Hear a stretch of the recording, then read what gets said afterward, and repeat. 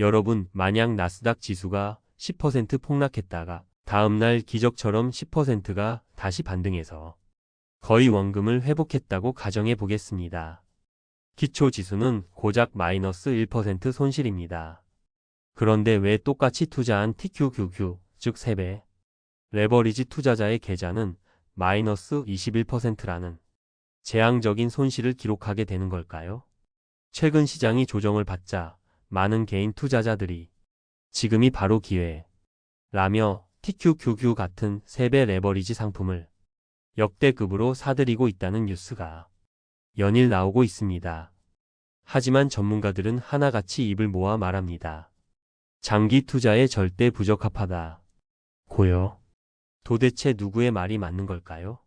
수많은 투자자들이 열광하는 이 괴물 같은 수익률 뒤에는 과연 어떤 비밀이 숨어 있는 걸까요?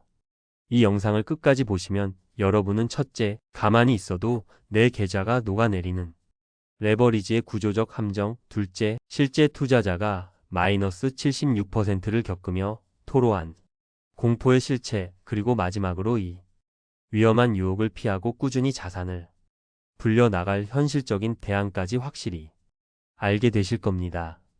레버리지 투자의 첫 번째 함정은 바로 음의 복리 효과입니다. 시장은 제자리에 있는데 내 돈만 사라지는 마법 아니 함정이 여기에 숨어 있습니다. 레버리지 ETF는 여러분이 생각하는 것처럼 전체 투자 기간의 최종 수익률을 3배로 만들어주는 상품이 아닙니다. 이 상품의 약속은 단 하나, 1일 수익률의 3배를 추정한다는 것입니다.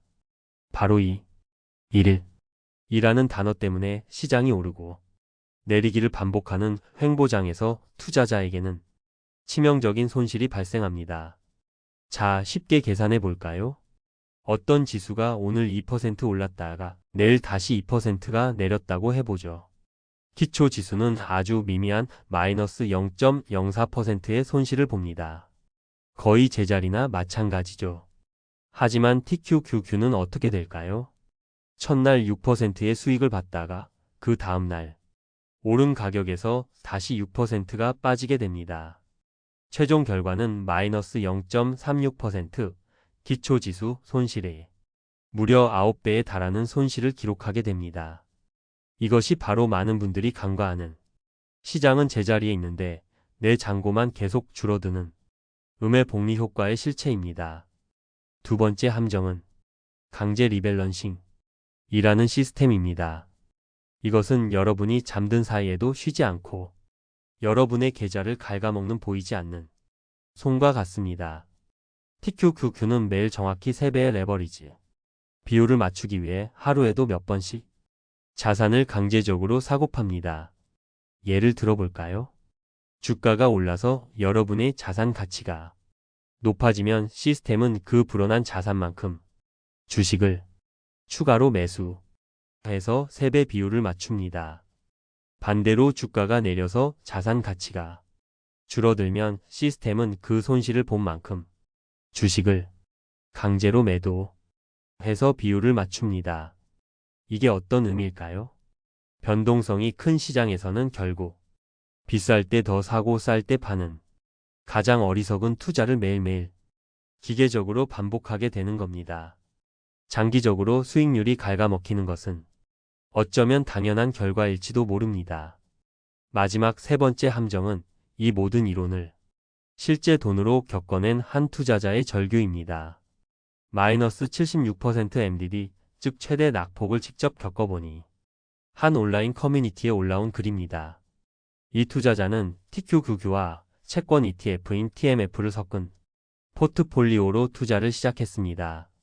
하지만 금리가 급격히 오르던 시기 주식과 채권이 동시에 폭락하며 그의 계좌는 한때 마이너스 76%까지 떨어지는 최악의 상황을 맞이했습니다. 그는 이렇게 말합니다. 엑셀시트에 찍힌 숫자 보는 거랑 실제 계좌에 찍히는 숫자 보는 거랑은 체감이 전혀 다르더라고요. 그리고 또 이렇게 덧붙입니다. 그나마 모은 돈 반 토막 나는 걸 보고 있는 건 정말 공포스럽습니다. 이 한마디 한마디에 담긴 무게가 느껴지시나요? 계획 없이 뛰어든 레버리지 투자가 주는 극심한 심리적 압박을 이보다 더 생생하게 전달할 수는 없을 겁니다. 자, 지금까지 우리는 레버리지라는 달콤한 유혹 뒤에 숨겨진 세 가지의 무서운 함정을 살펴봤습니다. 아마 마음이 좀 무거우실 겁니다. 하지만 지금부터가 진짜 중요합니다. 이 위험한 함정을 피하고 우리는 어떻게 현명하게 희망을 찾아 나갈 수 있을까요? 마이너스 76%의 공포를 경험했던 그 투자자가 글 말미에 남긴 교훈이 있습니다. 그것은 바로 기계적으로 움직일 수 있는 매뉴얼의 중요성이었습니다. 감정에 휘둘리지 않고 정해진 원칙에 따라 투자하는 것이 얼마나 중요한지를 뼈저리게 깨달았다는 뜻입니다. TQQQ의 단기적인 유혹을 이기는 힘은 결국 장기 투자 원칙이라는 단단한 땅에서 나옵니다. 진정한 장기 투자의 성공은 한 방에 있지 않습니다. 시장의 평균 수익을 꾸준히 그리고 묵묵히 따라가는 데 있습니다. 이를 위한 가장 검증되고 현실적인 실천 로드맵을 지금부터 세 가지로 나누어 말씀드리겠습니다. 첫 번째 해결책, 여러분이 성장 엔진은 TQQQ가 아닌 QQQ로도 충분합니다.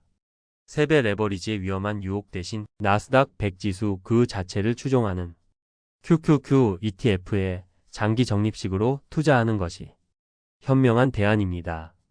QQQ는 운용 보수가 0.20%로 TQQQ이 0.86%보다 훨씬 저렴합니다.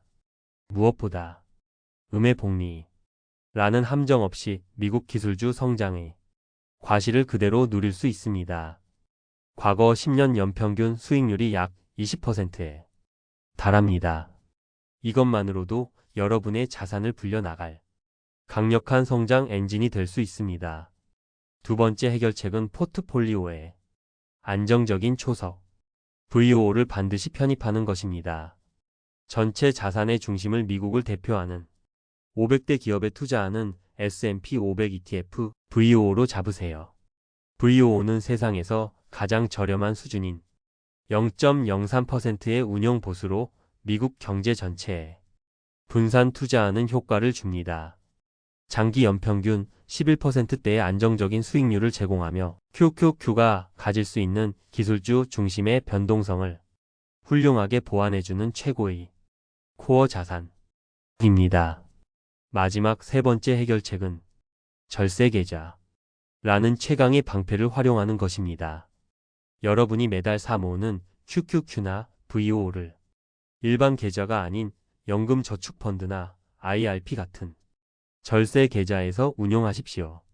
연말정산 때 연간 최대 900만원 납입액에 대해 13.2%에서 최대 16.5%의 세액 공제 혜택을 받을 수 있습니다. 이게 어떤 의미냐면 매년 투자를 시작하는 그 순간부터 최대 148만 5천 원의 수익을 국가로부터 확정적으로 받고 시작하는 것과 같습니다. TQQQ의 불확실한 대박을 노리는 것보다 국가가 보장하는 이 확실한 세금 혜택으로 복리 효과를 극대화하는 것이 훨씬 더 현명하고 안전한 전략입니다. 오늘 이야기의 핵심은 이것입니다. TQQQ의 괴물 같은 수익률 뒤에는 변동성의 계좌가 녹아내리는 음의 복리라는 치명적인 함정이 숨어 있다는 사실입니다. 진짜 부는 위험한 도박이 아니라 검증된 자산에 시간을 투자하여 복리의 마법을 온전히 내 편으로 만들 때 찾아옵니다. 한순간의 유혹은 달콤하지만 그 끝은 고통스러울 수 있습니다. 단기적인 수익률 경쟁에서 벗어나세요. 당신의 소중한 노후 자금은 꾸준함이라는 가장 안전하고 단단한 그릇에 담아야 합니다. 지금 당장 여러분의 포트폴리오를 열어보시고 TQQQ와 같은 고위험 레버리지 상품의 비중이 얼마나 되는지 한번 확인해 보십시오. 그리고 그 돈을 VO나 QQQ 같은 우량 ETF로 단 한 주라도 옮겨보는 작은 실천부터 시작해보는 건 어떨까요? 레버리지 투자에 대한 여러분의 경험이나 생각을 댓글로 공유해 주십시오.